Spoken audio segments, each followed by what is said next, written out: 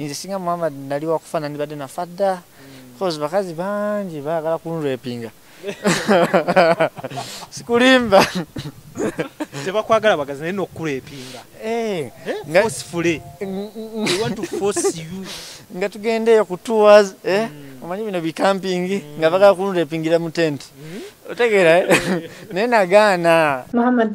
okula di motoka nze nkoyo okukozesa boda buli sawa Nankya motoka yaki motoka tunagikozesa ki mu traffic jam wa Kampala naku zino tolaba jam wali mungi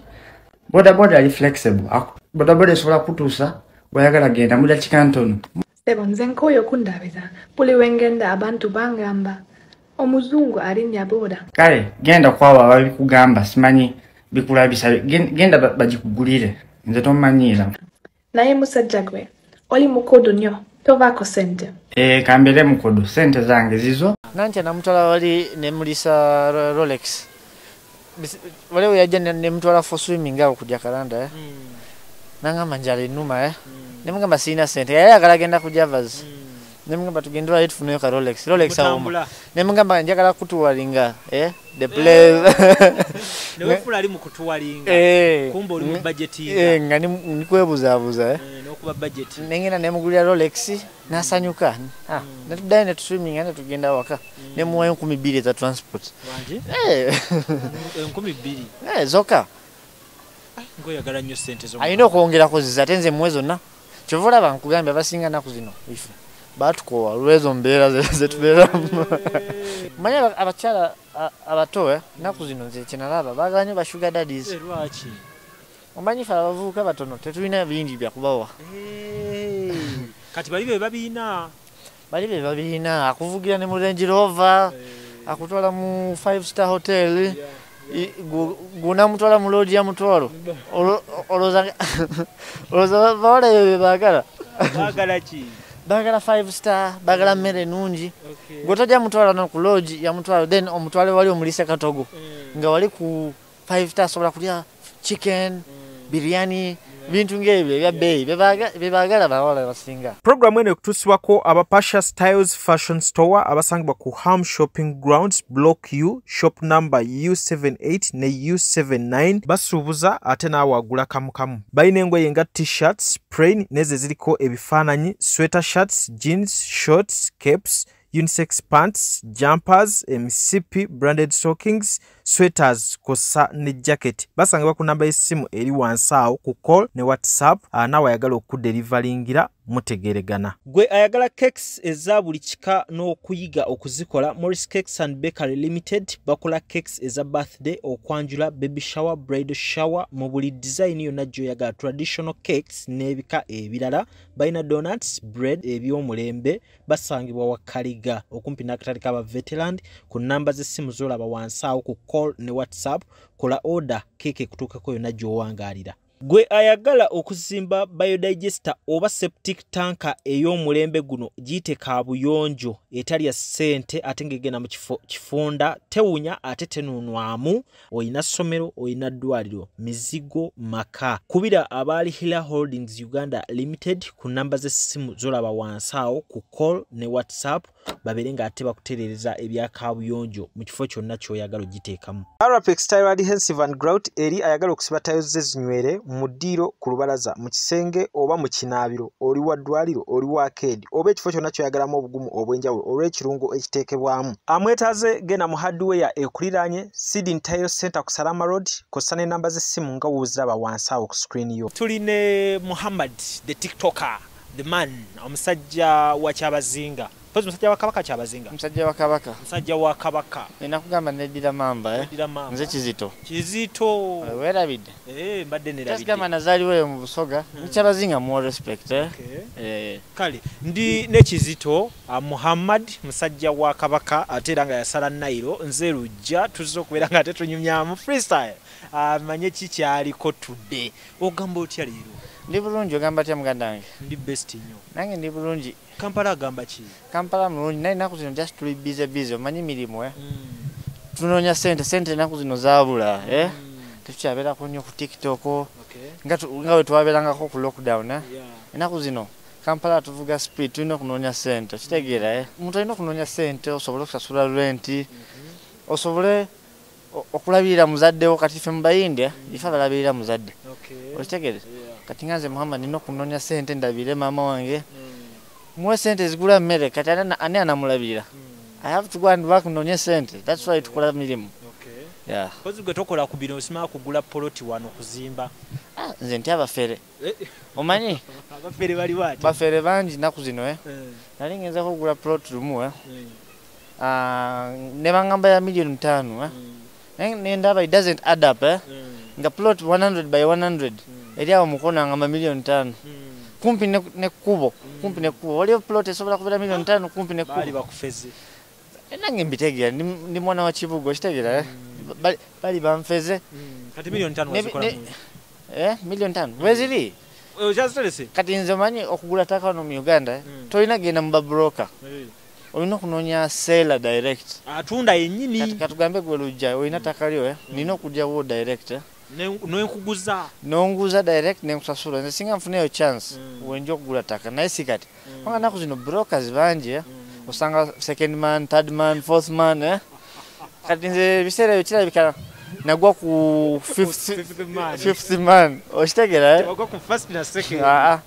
kati 50 man yandiridde sente zange omanyi empapula naku zino mu Uganda osobola funa ogenda wali ku Nasa Road bakuwa ne passport nabiwulira bakuwa ID land title tebasobola gikuwa bagikuwa ku Nasa Road naye kati gw'obitegeera nze mbitegeera babikola olaba naye it's not the right way olina okuyita amateeka amatuufu oba ogenda kugula ttaka olina okufuna someone who is legit nga ttaka lirye yes then bano ate abafera mu bintu ebiralalala manyi abafere bo bangi biki mpozi ebirala byatera okufereramu kati nsobola kuwa example ebirala bye bafereramu okimanyi ne soda batandisa omufera soda gwe tunywa bamufera batya sijja kwogera linnya lya kampani sagala bansuwinga soda nali munywa nga testinga konko naye juzi ntandisa ogenda mu restaurant kiringa half batadde mu mazzi half batadde mu soda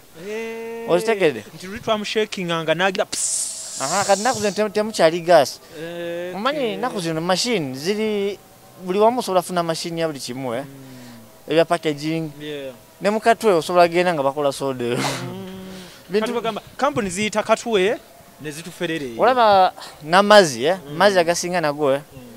zino kampani original waliyo kampani original naye kati waliyo naku zino abantu baduplicating amazzi bintu bingi ono mu Uganda babiduplicating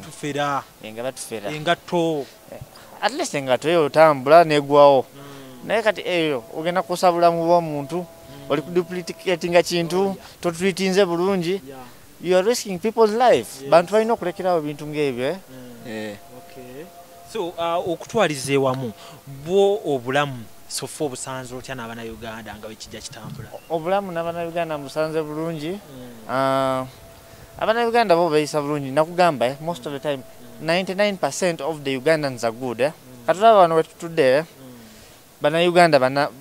bantu bange G1 bampa chance nenkola wano advert sawa yona gyenjagala G1 hotel Lubaga naye gendeyo mu bayindi tebajja kuwa chance bajja kusaba sente lula naye bano bana Uganda tebansaba sente bayindi bo bali money minded so bana Uganda in general nga bwe mugamba bantu balungi nnyo badembe ate they are friendly oba boogera n'omuntu boogera bulungi just gamba mbeeramu bali batono be nakugambako abasosola abantu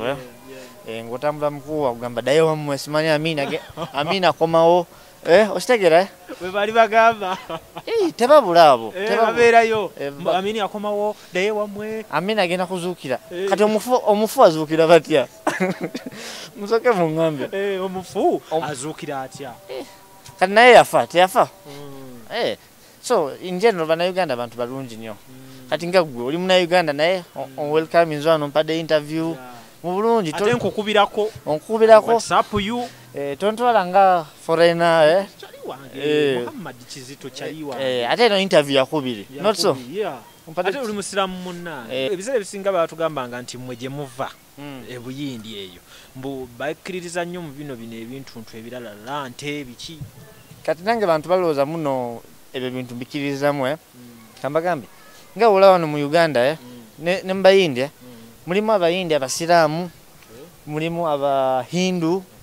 mulimu mubahindu nabo balina categories nze soba nazineminga sizimanyi nakuzimanya kati basiraamu kisigala in general omuyindi omusiraamu abironga omunayuganda omusiraamu otegedde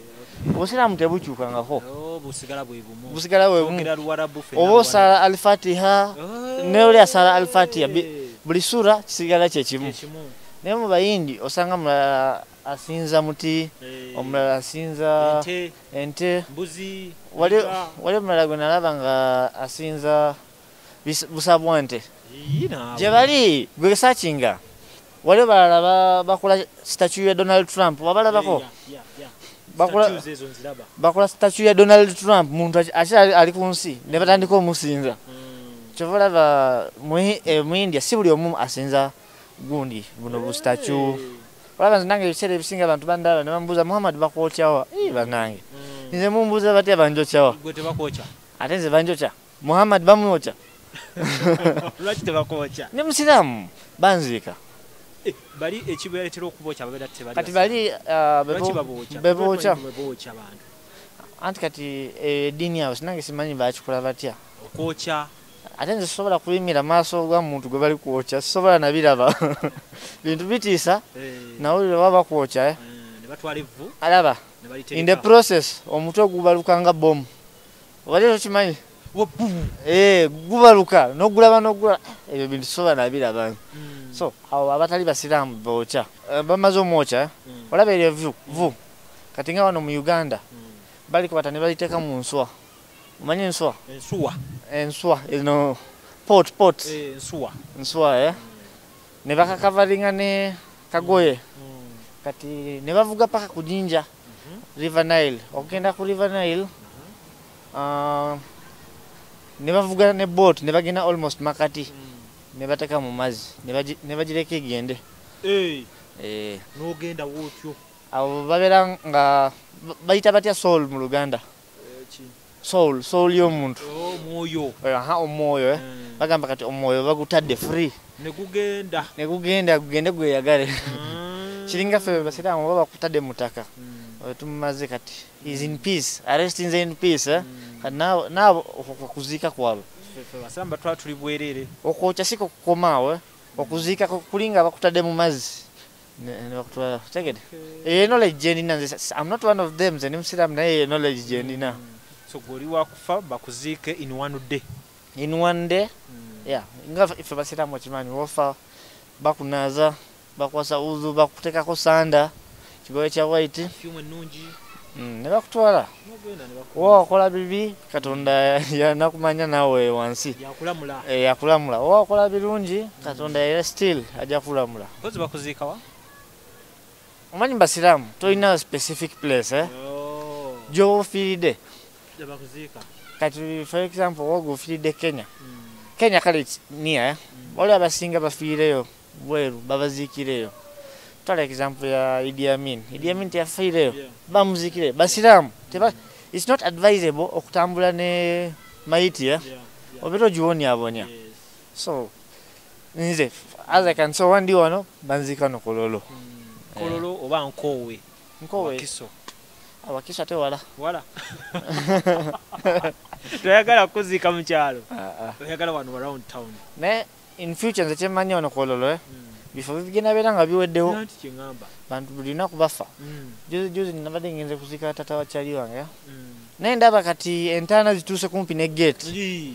eri mabega yonna zagwayo kirabika maybe nga bagambye balime then bateekewo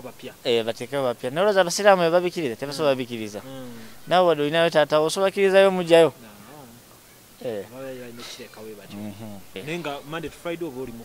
Monday to Saturday nzukuka ku makya ssaawa 12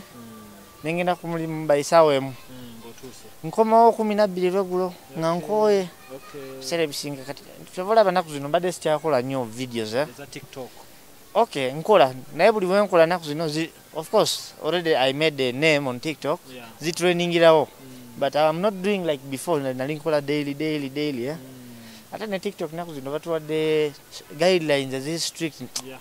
so okay fusse strict mko efuse strict olaba inze juzi kankugambe juzi nali ku TikTok live nga tawali ni chenkoze na inviting achali wange omusirikale wa SFC nga yambade uniform kati omanyi multi guide nga muri ku live multi guide gobera wano omulala nabera wano ne mwogera nga yali uwe kati ni TikTok ne mpa warning ne ngamba you are promoting terrorism okuba yali ayambadde bya kisirikale ne mundu nerabika ne bagamba on TikTok we value the lives of people, we don't promote ammunition, we don't promote terrorism. You are banned for 2 weeks online. Ban yakagwako jo kiro. Kati TikTok enaku zino restrict nnyo mwegendeze nga mukola live olaba ne ku TikTok live toletanga mwana wo muno tudde naye wano bajaji baninga tebagala minors over 18 plus ego ino kubera ku TikTok ate gwegendo sike shishawo oba sigala nawo bagenda ku baninga tebabikiriza TikTok ina computerized thing ebe sensing ebe kirabirawo si muno bantu bebera balabasa sensing then kambuze kiva kuki omuntu natekayo video olumala TikTok nejijjayo kati ebera community guidelines kati wale videos ndala ezitakirizibwa omanyi wale balala bakola advert ne batekayo number direct enamba kati gwe nokola kasitokola video tokugeza notekangayo number ku video yoyo naena video bajajijjayo baba kubamu namba jukira TikTok muntu yena sobola genda viral abo baba bamanyi oli promoting market yo tebakyagala TikTok just bagikola for fun making a video content tebaka kati lula kasita bategeera muno oli kuvuma muntu just gamba fe abasinga abantu kola mu Luganda TikTok tetegeera Luganda kati genda ovume muntu mu luzungu kati inze lumu nagenda ne commenting kati obadde okyambuza bya video bazijayo nga tebakiriza byokola walilula abantu bajanga bayambude bayambade bikini naye mu bazungu nebuuza lwaki tebazijayo naye ofe wano Africa bazijawo manyi videos nyingi zendabye mu bazungu abali mu bikini babaleka naye fe Africa batutwala speed ife tebaagala naffe tukulakulanye batulemesa kati wafuna omukyala kati omukyala kyoyo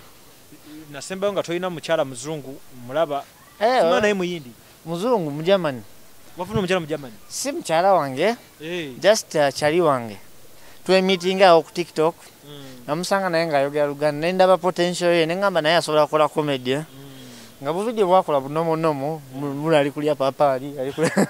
ali kulya nsuju ya bulijjo nga bya bulijjo muna situde akaana kana Uganda nemugamba ebyo tebijja kukola njamu tukole skits zaddala kati nga bwe twogera tulinayo like almost 10 videos ate videos zonna ziri above 500,000 views kitegeza abantu baziraba ate kansoke ku story kati wena musanga nemuwayo ka skit kamu buno bu scripts bonna yenza buwandika mpandika party yange ne mpandika party ye wadde tetuli wamu mugamba zanya party zo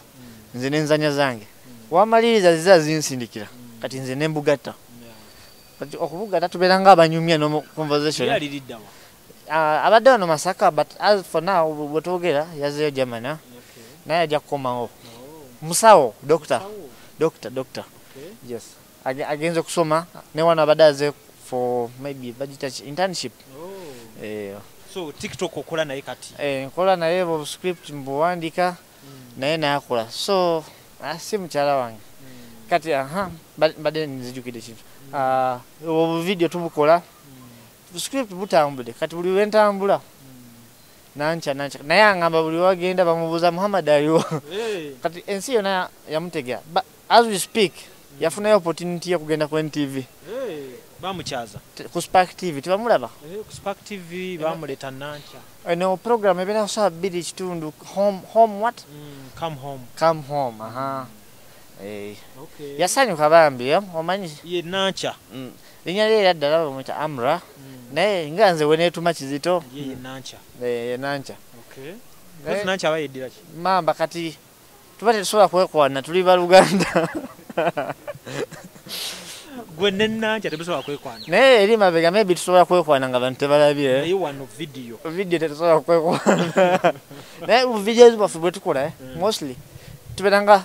acting role ya mukazi nze acting role y'omusajja okitegedde yeah weba tukola abantu kyekibadde kibalowooza nti Muhammad yefunira omwana kati nejo nawandiseyo kasikita ya acting ze party naye nze nga mbera business mbadde sinaba ku acting zange naye ngenda ku acting nkateeke weba tukola mwazanye ku ki twazanye ku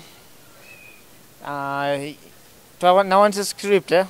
nga ngeze nnyo nina ogenda ku gym tayagala abasajja banene bagenda kundekawo anoonya akasajja katono just ka script weba twakazanye nga ndabisa weba tu just okusanyusa abantu comedy nange ne mugamba saagala obukazi obutono nga gwe bulinga to speak natandika okunvuma exchanging of words just to make comedy to make fun nkubiddeko video kasita ngenda gipostinga leero so mugende ku Muhammad TikTok Muhammad 7 Muhammad 7 ojja kubanga mukalabakawo mulabe ne ku Nankya omwana mwaliwo sawa zino bamani katolaba Nankya bwe namusanga yalina 5,000 followers sawa zino alina 50,000 Nankya akuze ekintu kyambuse kati nze namugamba sawa zino njagala otuuke ku at least 200k ate ajaziweza kasita nekwatako olaba nze ku TikTok I'm the most humble person nze njagaliza abantu nze njagaliza abantu naye wano osanga muna Uganda muno TikTok naye nga tayagaliza muntu amugambako guide me tayagala mulaga tayagala mulaga kati nze wetwogera nkute ku bantu nga 15 from 0 nga bona bayambuse 100k but I cannot mention them banga it's like doing good deed ne watandika kwewana but you have to help each other ku TikTok you guiding muno mulaga kino yes that's what I do nasanga Nankya nalaba nga ine empisa enungi muzungu ate nga ine empisa enungi ate abazungu biseera bisinga bira n'empisa nungi okay Muhammad ekintu kino engeri gy'okikuttemu nga tokyakolagana n'aba TikTok abanno tokyabirabira nnyo nabo we babeera anti kati ebiseera ebisinga nze ba TikTok abasinga sikolagana nabo bayaaye ba TikTok abalala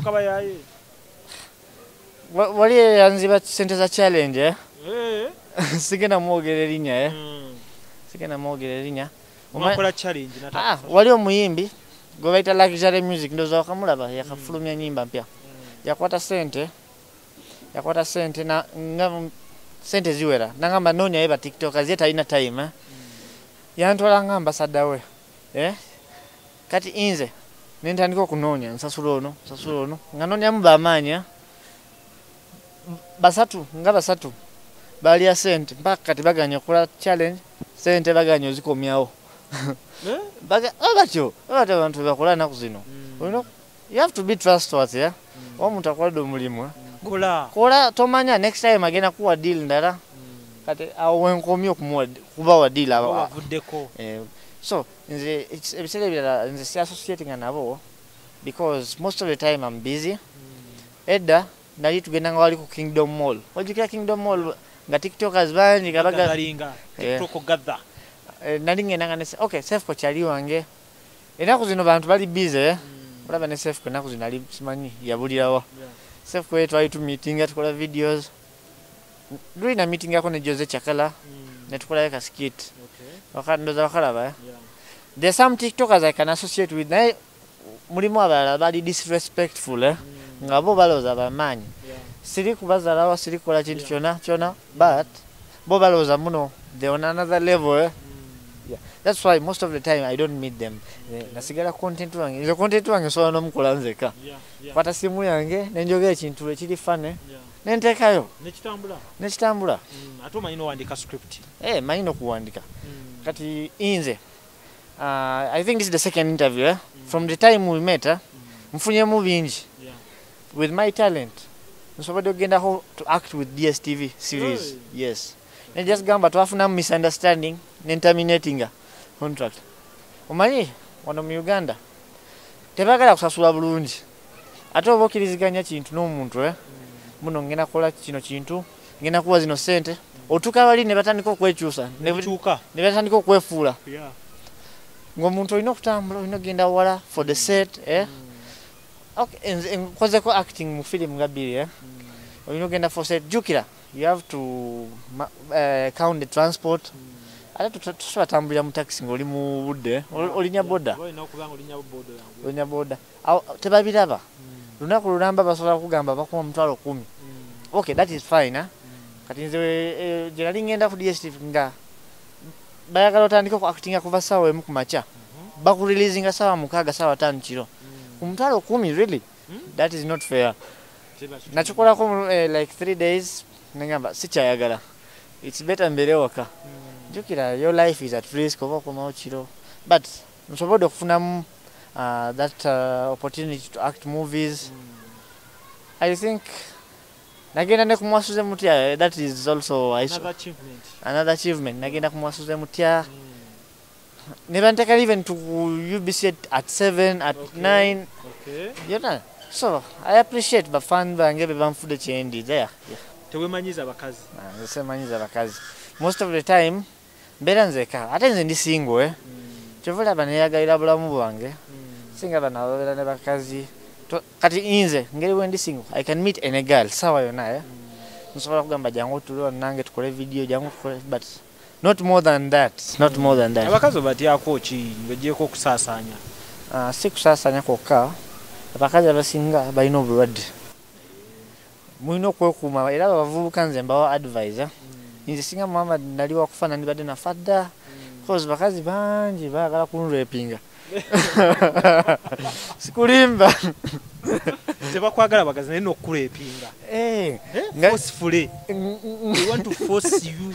nga tugendeyo ku tours omanyi bino bikampingi nga bagala kunrepingira mu tent otegeera naye nagaana omanyi ebintu bye baagala abakazi nagaana wakiri mu tent nsulamu nzeka nze ku kampu oba wakiri nsulamu nekyaliwange omulala mulenzi oba my brother but naye abakazi bo towesembereza bo batwala advantage oba balaba nga ovudde mu mbeera osanyusemu nnyo bayagala to take that advantage but for me I know my limits yes so twogere ku moment nga baagala okurepinga obadde osobola otya okubadduka bagamba munveeko bagamba saagala omanye omusajja mulala kyabikanga gwe singa baze ne batandika gobayita buyisi jangu osaanuka omanye okusaanuka but inze Muhammad sisaanuka sikyamuka nze sigala on my point naye nga oli okay ndi okay mbiterekera mukazi wange in future mukazi we in future ajja kujja at what age maybe ngamaze okufunayo ennyumba nga wena kugamba sakala kuwasa nga sirina wakusula kati singa landlord angoba nga sirina sente mukazi naye agenda kundeka of course tewali mukazi ajagenda nange mu streets at least the first thing olina okukola nga tonawa kuwasiza omukazi zimba ennyumba yo ebyamotoka binajja edda kati nze abantu olaba ku street bandaba nga lwala ndi ku boda bagamba Muhammad famous you all of you otambulira ku boda mbagamba no this is nothing you have to be humble always ebyamotoka bijja edda for me I know what I'm saving for I'm saving for my future and my first aim okugula nyumba okugula taka ku sela not mufere kyovulaba mpaka kati sinabagula taka singa osanzeyo muntu mwe abahamu mutunda taka mutunda naye eri mpamuvira temutunda outside no in Pamvilla it is a smart home zitandikira ku range meka just in dollars tomanya nze ndya kuleeta aba investors ojja kugendayo ku office ya ham kyali wange namu meetingako wali ku wa lugogo wano kopa chimney omanyi kopa chimney yali ne full figure wenakolera video yange ne full figure yeah so even Ham Palm Villas they follow me on TikTok they are following is it 4 people 6 people I'm part of them ojana kugendayo olabe ku kisayi we kifaanana kati nze nabagamba bampe offer ya advert nze ngendengayo mu nyumba nyumba zaabwe tuzipostinge ku TikTok bazungu balabe yeah omanyi bino bya TikTok bya apartment byetagamu some more adverts yeah baberenga bitambula yes lwaki abasajja we bagamba okwekebeza tebaagala kuba bagayi nalabye nga babagamba ku TikTok bagende beekebere okwekebera slim anti kati abasinga kyayika batya lwaki batya okwekebeza kati results singe very positive chovola babera batya results were very positive anakola ki heartbreak jatayagala kati ngaye aba amanyi sirina kati nganze sisobola genda kwekebeza kwanga manyi sikikolangako ne AIDS tajja just through sex bintu bingi through maybe sharp object in contact with another person another one nga ozaidwa nomuzade nga ina but it's good to go and check up for me the advice nsobola kuwa nga tonaba kufuna mukazi gogenda okuwasa mugende mwekebeza not necessary muno ogende okebere buli sawa when you're going to get married kati nze oba nfunye mukazi simumanyi waji yava bichi byakola n'abasajja bala at least mutwale mu ddwaliro mukebere so that I know I'm safe she's safe our kids will be safe okitegera that's the only kubera ku pressure like gender abantu bagayi je bayina today kati abo bali ku comedy abo bali ku comedy ne it's based on true facts advice yange mwino ogenda kwekebeza ngofunyeyo partner ngogenda okubeera naye abasinga bafuna just mukazi ne batandikirawo nga tebamanyi mukazi waji yava yebaka ne sugar daddy ki ebintu ng'ebyo manyi abakyala abato naku zino nze kinalaba baagala nnyo ba sugar daddies lwaki omanyi fe abavubuka batono tetulina bingi byakubawa kati bali be babiina akuvugira ne mu Range Rover akutwala mu 5-star hotel guna mutwala mu lodge ya mutwalo oloza bawala yo baagala ki bagala 5-star bagala mmere nungi gotajja mutwala no ku lodge ya mutwalo then omutwale wali omulise katogo nga wali ku 5-star sobola kulya chicken biryani bintu ng'ebyo ebya bbeeyi bebagala bawala basinga naye nga osobola okutwala omukazi wali katogo oba ku kikomando nze ebiseera ebisinga batwala obatwalayo mbatwalayo kati olaba Nankya Nankya namutwala wali nemulisa Rolex waliwo yajja nemutwala for swimming awo ku Jacaranda nangamba njala ennuma nemugamba sirina sente yali agala agenda ku Javas nemugamba tugende lwali tufuneyo ka Rolex awoma nemugamba njagala kutuwalinga the place newefula ali mu kutuwalinga kumba oli mu budget nga nikwebuzaabuza n'okuba budget nengenda nemugulira Rolex n'asanyuka netuddayo netuswiminga netugenda waka nemuwayo 2,000 za transport 2,000 zokka ngoyagala nnyo sente zo alina okwongerako ziza ate nze muwe zonna kyova olaba nkugambye abasinga naku zino ife batukowa olwezo mbeera zetubeeramu bagala mba sugar daddy tebagala salt daddies sugar daddy tubakolere ki bashuga daddy bave ku bakazi bafe abato babaveeko lwaki tebabeera ne bakazi baabwe nabo babeereyo nga bakiitinga bakazi baabwe okimanyi balina abakazi balina abaana size yaabo bakazi bwe bakuwana then ne bamala ne bajja ne batandika okubeera ku bakazi baffe mbere tulina ssente tujja zifuna inshallah Muhammad kiki oyinza okugamba abavubuka today according to your experience byolaba according to my experience mu bulamu nothing is permanent oyinza okubeera mu mbeera mbi saawa zino but tomorrow katonda nakuwawo ebisingawo kati nze according to my experience mbonyebonye kuva ku ssomero nenfuna omulimu nenfiirwa omulimu then again nenfiirwa but in that process make sure buli mulimu gwofuna wadde ofiirwa make sure you be saving save wadde ofuna mutwala at least saving etaano buli mwezi that is some big money at the end of the year that's the advice nsobola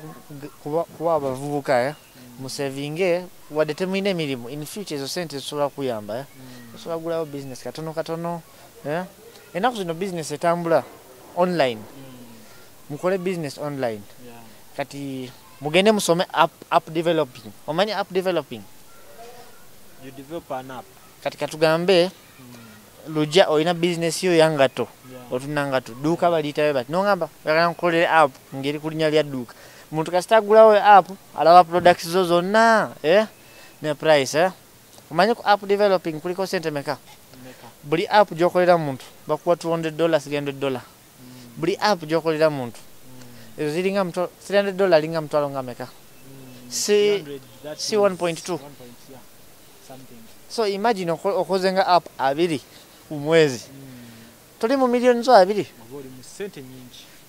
Abavuka basinga bamanyi business muno. Capital ngena mufuna wanjagala tunda t-shirt, njagala tunda bag. No, ne ku online sente kweziri. App making, web designing, advice nsobola okubawa. What are in experience? Gendo so mulaba nange si in experience but I'm still studying about it. By the time malizo kuiga muntu yena yagala app making nganchi mukolerawo. Yeah, it's very easy. Osobola genda IT classes, yeah. Online things enaku zino zifunamu okusinga business z'amaduuka bano bantu bagenda ne batula kuva ku macha paka legudo nze nsobola kola $300 yange leero ngandi waka ate nga nebase nzuka sawa yona zenjagala ostegerera si kugenda kukolera boss anakubogolera nachoze late. Okay, it's okay for the first time so atandika, but that's the advice. Online jobs are also the perfect jobs abavubuka ze basobola okukola. Yes. Ye kambuze ku mulimu eyo bakozesa. Ani nze ndete bankozesa. Wewe kozesa? Nze kati nekozesa. I do brand ambassador deal kati sawa zino ninayo. Okay, kiringa mulimu gwange gwa solar panels. Simukolera sigendayo nenze just ntambuza kalango. Solar Buli mwezi customer singa ayagala okugula ngayagala to buy nganze wendi ankubira nangamba Muhammad nzija kuduka izo ninyawo kaboda nengenda. Manya abantu abasinga bajja ku business eyo nga bamanyi Muhammad jakolera. So that's the business jendi mukati solar panels. Era solar panels enaku zino it's something moving. Katola ne mu byalo abantu abasinga it's not so expensive nga wolooza muno gena gula pano ya million chi. No. Kisinzira ku bintu byo lighting wagwo yagala bulb 5 zoka. Ofunayo kasola akafitinga that 5 bulb. Wagwo yagala TV bulb, speaker, woofer pasi era nabyo tubikuwa. Byonna tubikukolera. Okitegera? Na Kasero Teddy's Plaza shop K68. Awo uje tukolera. Era nawe njagala ojjo tukyayireko tukolage solar zaffe zonna ze tulina. Zonna ziri original ziva India. Tu importinga. Tetulinga bano batunda eziri fake Chinese Kati ola ezo solar panels zaffe bakuwa 1 year warranty. Obe fudde nga 1 year tenaba kugwa gikomyewo. Neba kasitanga siye goji kubye ngumi nojimenya. Otegede obango obadde ogisitula ne atika. Omanyi sometimes okugiloadinga ku motoka bala loadinga bubi ne batekako buzito. Pano nojonona mwenyine. Oyino gikwata bulungi nga kwata flat screen. Eno komawo nga we agenda nga tekuli ne crack. Nga era eri munda mu system. Awo tugikukyusizamu. Yes. Okay, tujja kuwagira. Then bali bakozesezaako. Bali bankozesezaako naye sijja kwogera kulinya leyo company. Naye how was the experience y'okukozesa? Okay, according to nakakolera company 3 tebadde mbi for the first time when I made senior 5 senior 6 natandika okukola omulimu.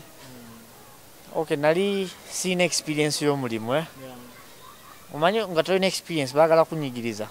Bagamba nja kuwa ekyesa asatuzo mwezi. Bamanyi towa kyogendo bagamba mulimu ogwetaaga Kati natandika okukola nga banjigiza mpola nga nange njiga. Mpola nga bakongera musala. So my first job it was just a learning experience after school. Then my second job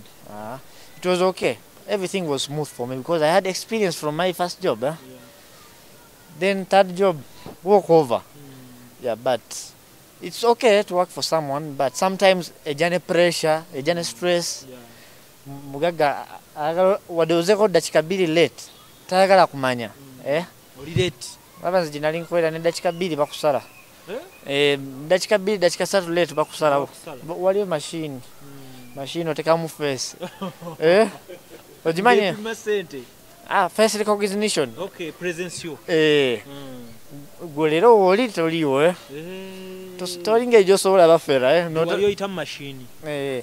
kati wo sawa gyotaddemu eraga saawa zoze otegedde official time ebeera 8:30 ku buli mulimu so baguze 8:40 eraga 8:40 kati oba toyagala teekamu ejja kubala absent nga waali wazibu nnyo wazibu lwaki tukodde nga bano abasajja ba bondi bo tobakoleddeeko ate nga basingayo abayindi bangi ababondi naye bakyali bange bangi bangamba jangu tukuwe motoka ojja tusasula mpola mpola bagamba sawa zino saagala motoka